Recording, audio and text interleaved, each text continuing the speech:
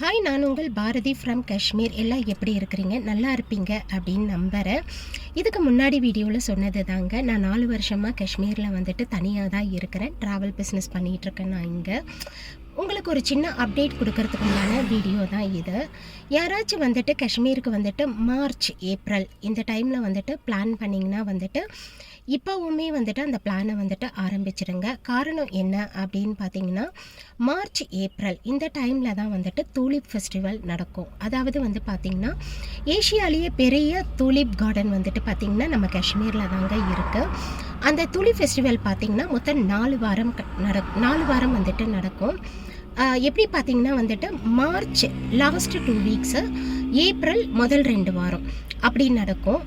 Sometimes வந்துட்டு weather condition மோசமாக இருந்தது அப்படின்னா வந்துட்டு 3 வாரத்திலேயே வந்துட்டு தூலிப் கார்டனை வந்துட்டு க்ளோஸ் பண்ணிவிடுவாங்க.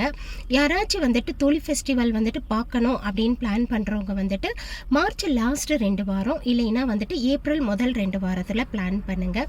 எப்படி இருந்தாலுமே வந்துட்டு மார்ச் ஏப்ரல்ன்றது வந்துட்டு ரொம்ப பீக்கில் இருக்கிற டைமு.